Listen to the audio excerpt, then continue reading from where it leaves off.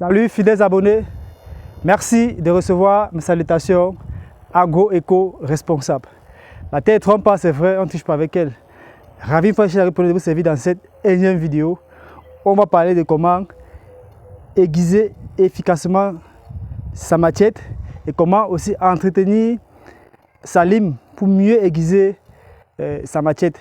Alors, je suis agripreneur, si vous le découvrez à travers cette vidéo, c'est ce que vous avez dit que vous êtes à la recherche de conseils, d'astuces et d'informations qui devront vous permettre de parvenir à une agriculture qui puisse être rentable, stable et durable. Alors, rassurez-vous, si ce n'est pas un hasard, vous êtes sur la bonne chaîne, vous êtes sur le bon canal. N'hésitez pas tout simplement d'activer votre cloche de notification, de vous abonner afin de ne rater aucune de nos prochaines vidéos. Car chez nous, c'est l'agriculture de terrain et non celle de bureau. Alors, chers agripreneurs, si vous êtes déjà abonné, que vous installez, on va entrer dans le vif du sujet. À la main, je tiens une lime.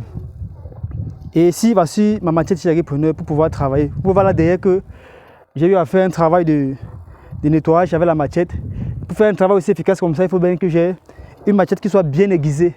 Parce que plus la machette est bien aiguisée, ça facilite le travail, ça limite ainsi la perte d'énergie. Parce que quand la machette est bien aiguisée, vous ne dépensez pas assez d'énergie pour pouvoir travailler. Mais maintenant, chez agripreneur, on a eu à remarquer, constater dans les exploitations que beaucoup ne savent pas aiguiser la machette. Pour preuve, on a reçu des stagiaires où le premier test était de demander aux stagiaires, simplement comme ça, aiguiser les machettes. Il y en a qui ne savaient pas comment tenir une lime, ils ne savaient pas comment aiguiser la machette. Dans cette vidéo chez agripreneur, on va vous montrer donc comment très bien aiguiser sa machette et aussi entretenir la lime. Première des choses à faire chez agripreneur, c'est d'avoir votre machette qui soit bien propre et bien nettoyée. Il ne doit pas avoir de terre sur la machette parce que s'il y a la terre, ça va empêcher que la lame, les dents de la lime puissent passer. Donc ça va gâter la lime et la machette. Donc il faut bien nettoyer votre machette. Généralement, quand vous êtes en champ, s'il y a les souches de bananier plantées, vous passez ça à l'intérieur, puis ça va très bien nettoyer. Ça, c'est la première des choses. La machette doit être bien nettoyée. Deuxième des choses, vous devez avoir un support. Ça, c'est un support que j'ai eu à exploiter sur le site parce que je suis sur le champ, mais généralement, on fabrique des supports pour aiguiser les machettes. Donc, deuxième des choses, avoir un support après avoir nettoyé. Troisième des choses, agripreneur, vous devez avoir une très bonne lime. Maintenant, vous allez rendre compte que si le cameraman peut un peu avancer, la lime a trois côtés. 1, 2 et 3. Généralement, en plantation, quand on achète les limes, à peine 2 jours, 3 jours, les gars disent que la lime est gâtée, c'est perdu et autre machin, c'est fini. J'ai jamais dit que la lime est finie, boss. Il faut acheter les limes parce qu'ils utilisent mal les limes. Alors, comment faire durer les limes en exploitation? Quand vous achetez les limes, avant de donner aux gars, il faut bien les expliquer, les montrer comment utiliser. Il faut numéroter les côtés, c'est-à-dire que vous mettez 1, 2, 3. Et ils doivent commencer à utiliser, peut-être du coup, si vous avez mis 1, ils utilisent d'abord là, il y a le chiffre 1, jusqu'à épuisement. Avant de passer là, il y a le chiffre 2. Parce que quand vous ne numérotez pas, quand un gars prend la lime, il vient, il aiguise comme ça. Et quand il revient, il prend l'autre côté, il aiguise. Après, parfois, généralement, ils abandonnent à l'extérieur et il pleut dessus. Et quand il pleut dessus, ça s'oxyde. Donc, il faut éviter de mettre la lime sous la pluie parce que s'il pleut dessus, ça va s'oxyder. Donc, numérotez les côtés des limes.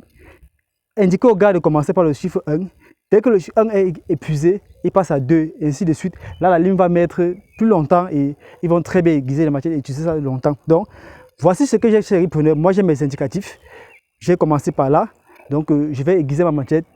Une fois que j'ai placé ma machette sur mon support que voici, je prends ma face dont j'ai défini. Je pose à plat sur le côté et non sur la dent de la lime. Occupe-toi. Et non sur la dent de la lime. Donc, voici ma lime chez agripreneur.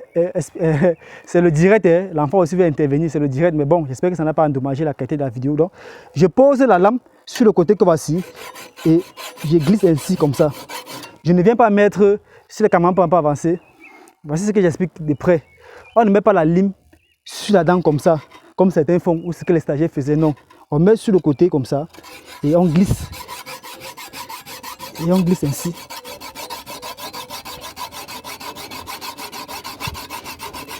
Voilà comment très bien aiguiser sa machette chez agripreneur. Je vais aiguiser ma machette comme ça là, avec ces faces là, jusqu'à ce que ça se termine. Et une fois que j'ai fait cela, je prends le côté extérieur de ma machette, que je passe encore la lime là-dessus, ainsi.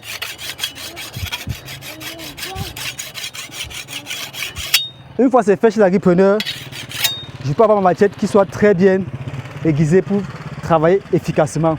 Alors chez l'agripreneur, c'est l'astuce qu'on tenait à partager vous dans cette vidéo afin que vous puissiez vous aussi vous lancer.